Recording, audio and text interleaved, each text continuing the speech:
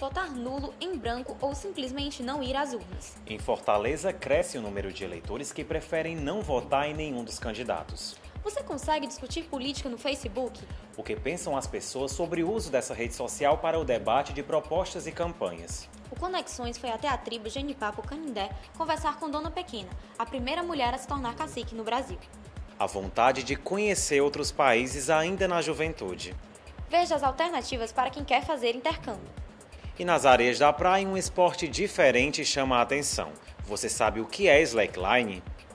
Esta e outras reportagens você confere aqui, no Conexões.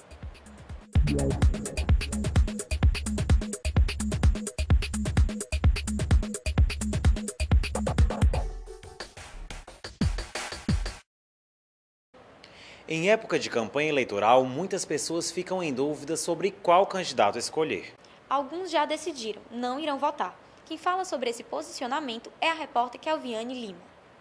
Dados do Tribunal Regional Eleitoral mostram que 14% dos eleitores de Fortaleza não compareceram às urnas nas últimas eleições municipais. Já os votos brancos e nulos somam 7%. Para muitos eleitores, votar nulo, em branco ou não votar são formas de protesto contra o sistema político vigente no ato eleitoral. O movimento Crítica Radical, criado em Fortaleza na década de 90, defende a abstenção do voto. Para os integrantes do movimento, essa é uma das estratégias para a implantação de um sistema alternativo baseado na coletividade, consumo sustentável e bem-estar social.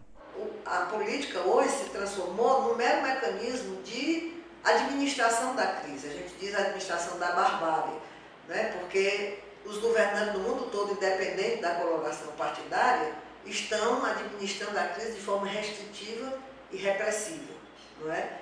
Então, votar hoje é legitimar esse processo de destruição da humanidade do planeta, né? Porque qualquer um dos candidatos, você pode observar, nenhum candidato oferece qualquer reflexão, qualquer proposta na perspectiva de transcender o capitalismo. Todos falam e prometem como se realmente fossem cumprir aquilo que estão prometendo, né?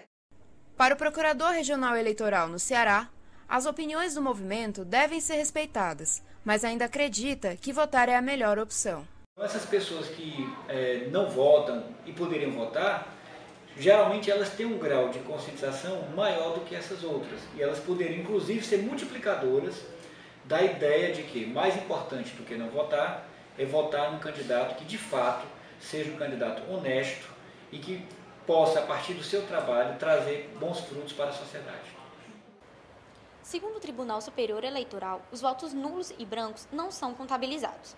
Desde 1997, tanto o voto nulo quanto o voto em branco servem apenas para fins estatísticos e não são computados para nenhum candidato ou partido político. Nós vamos continuar falando de política, mas antes apresentamos uma novidade no Conexões.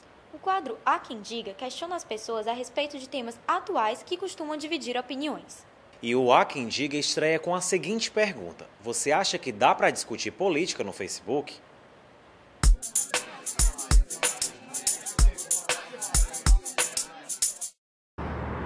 Há quem diga que o Facebook é a plataforma virtual adequada para encontrar amigos, interagir socialmente e até mesmo encontrar um grande amor.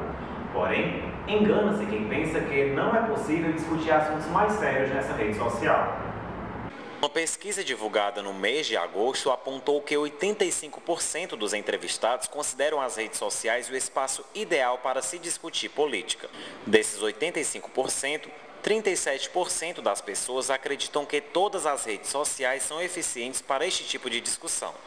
40% prefere debater o tema no Facebook e 11% dos entrevistados colocaram o Twitter como a plataforma virtual adequada para falar de política. A internet está aí, as redes sociais estão aí para a gente debater política, porque não, é mais um meio, é mais um lugar onde existe essa possibilidade. Você consegue debater, você consegue mobilizar, inclusive, tantas petições que a gente assina online, como a lei da ficha limpa, ela foi aprovada e muitas das assinaturas foram conseguidas através de petições online. Particularmente, já fiquei muito irritada com pessoas que ficam dando sua opinião sobre o candidato X, Y, no meu perfil, lá no meu mural, eu não pedi, não estou interessada, e a pessoa fica falando mal do candidato que ele sabe que eu vou votar, dizendo um monte de besteira, isso é irritante. Eu acho que a intenção, a vontade de se expressar sempre existiu. A questão é que não havia elementos de comunicação do ponto de vista técnico suficientes. Na medida em que você oferece esse tipo de ferramenta técnica, todo usuário, toda espécie de usuário vai poder lançar a mão daquilo que está mais conveniente, daquilo que está mais à mão. Sobretudo porque a internet oferece uma gama ampla, uma variedade de outros suportes, de outras experiências de comunicação dentro desse mesmo suporte. Ou seja, você pode utilizar Twitter, Facebook, ou um site, ou um blog, você pode ter diferentes tipos de relacionamento. Seja para conversar ou discutir sobre política, o Facebook já conquistou lugar significativo no campo da comunicação. Você vê ainda nesta edição os tipos de intercâmbio para estudantes que querem conhecer outros países. O Conexões entrevista Dona Pequena, a primeira mulher a se tornar cacique no Brasil. É daqui a pouco no Conexões.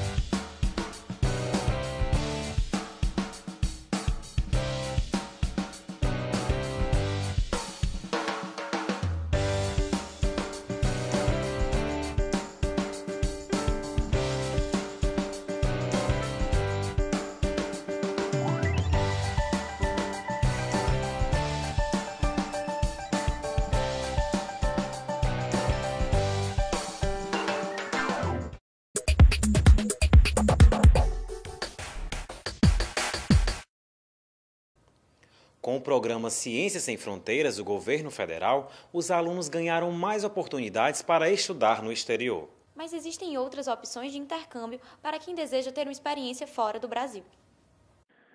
O intercâmbio surgiu no final dos anos 40, com o objetivo de promover o entendimento entre as culturas para gerar a paz. Existem vários tipos de intercâmbio que se adequam às necessidades do futuro intercambista, de acordo com o objetivo, local de destino e duração do projeto. Um dos tipos mais comuns é o curso de idiomas no exterior, onde o intercambista faz uma imersão no país para o aprendizado da língua nativa. Tem crescido a procura também por países do segundo idioma, a Alemanha, a França, mas principalmente Estados Unidos, Canadá e Inglaterra ainda são os mais procurados. Na verdade, o aprendizado da língua é basicamente uma consequência do programa de intercâmbio, né? Principalmente o crescimento pessoal, você conviver com outras culturas, fazer amizade. Para quem busca além do aprendizado de outro idioma, existe o intercâmbio social, que visa o trabalho voluntário, e o corporativo, onde o estudante faz um estágio em uma empresa no exterior. São muitas competências que você pode desenvolver que estão muito além de um simples desenvolvimento de um inglês ou de um espanhol.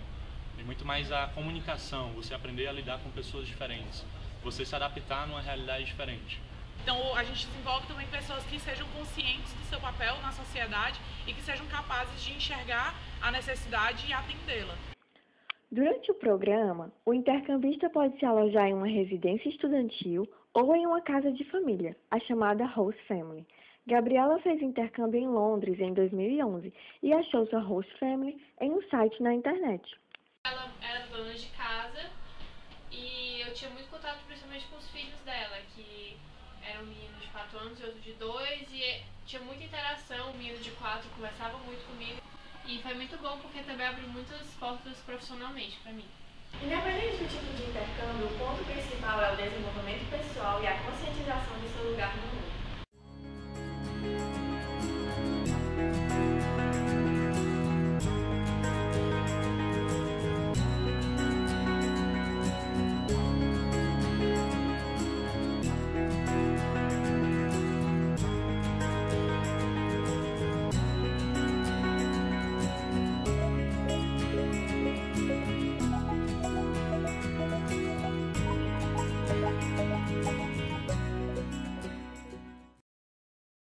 quadro Entrevista traz a história de Dona Pequena. A repórter Larissa Souza foi até Aquiraz e conversou com a primeira mulher do país a comandar uma tribo indígena.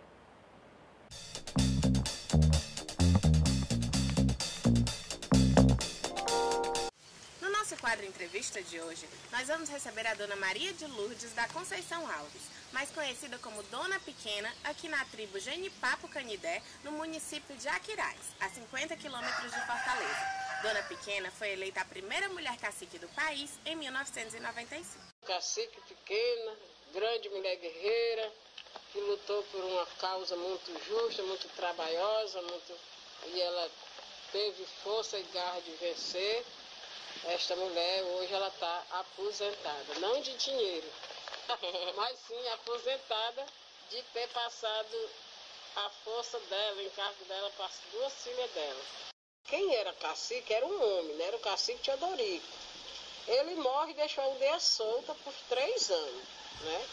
Depois de 3 anos é que o povo me colocaram como cacique, né? Foi feito uma eleição, uma votação com todo mundo, né? E me elegeram para eu ser a cacique da aldeia. Alguma mulher inspira a senhora? A senhora tirou essa inspiração de quem? Eu não me inspirei em nenhuma mulher. E sim, quem me deu essa força até hoje, sempre eu digo isso para as mulheres e sempre eu digo isso para os homens, eu me inspirei no Pai Tupã. Porque o Pai Tupã foi que me deu toda a força, o Pai Tupã foi que me deu todo o talento, o Pai Tupã foi que me deu toda a sabedoria. O que a senhora acha do nosso país? Eles estão respeitando os índios ou a senhora ainda acha que a tribo aqui sofre algum tipo de preconceito? A FUNAI contribuiu para a proteção, para a delimitação das terras dos índios ou não adiantou nada? O que a senhora acha? Bom, antes a gente eles tinham muito preconceito de nós, né? Eles não eram assim muito chegados e criticavam muito, até que nós era muito conhecidos como os cabeludinhos da Encantada, certo? Até os próprios de próximo, mais perto, eles também criticavam demais. Começou a aparecer também muito grileiro, muito especulador para saber, para comprar as terras, né? E foi comprando terra, e nós ficamos só no miolinho daqui para Lagoa, né? As terras do Riacho, que era tudo do meu povo, dos meus avôs, dos meus pais, dos meus parentes lá, tia, tudo que morava lá, tudo foi vendido, né? E a gente ficou só aqui nessa reboladinha aqui, né?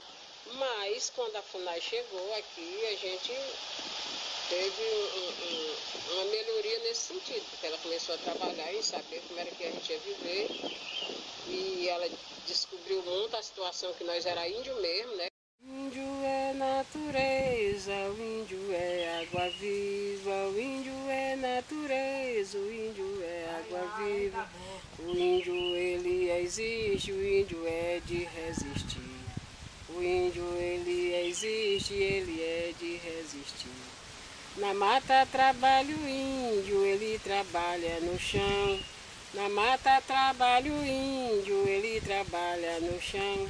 Na santa terra trabalha para ele tirar seu pão. Na santa terra trabalha para ele tirar seu pão. Vamos falar de um esporte que tem chamado a atenção nas praias de Fortaleza. O slackline é praticamente um desafio, andar ou fazer manobras em cima de uma fita esticada entre 2 árvores. Conseguiu imaginar? O repórter William Santos mostra pra gente. Equilíbrio, concentração, autoconfiança, resistência física. Existe um esporte que reúne tudo isso, é o slackline.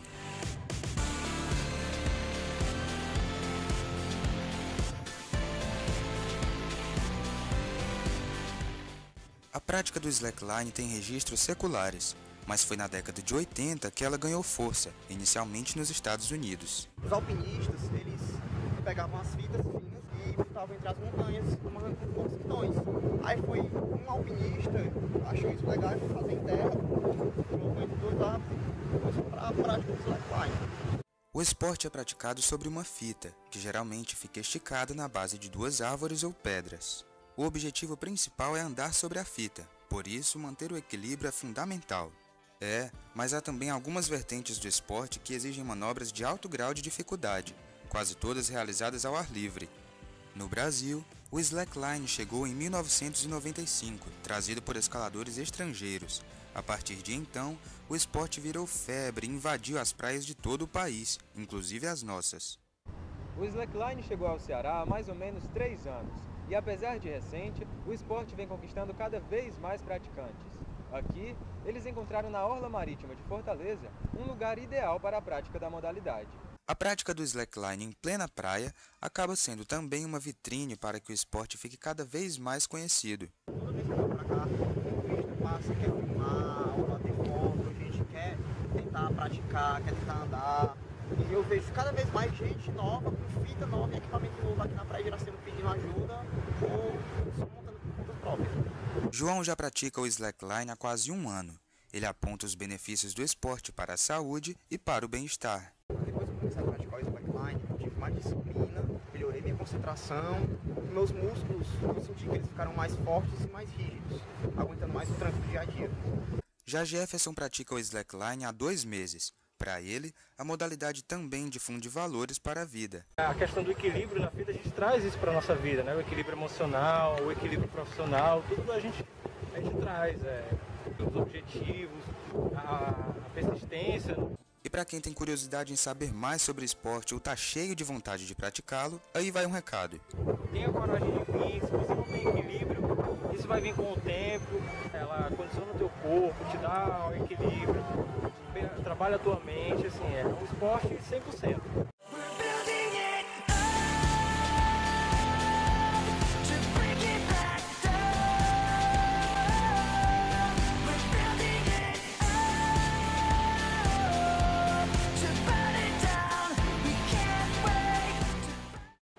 Chegamos ao fim de mais uma edição do Conexões. Não deixe de acompanhar o blog do Projeto PET TV. Nele você encontra material de bastidores e vê também novidades do nosso programa. Fique ligado e até a próxima edição. Até lá!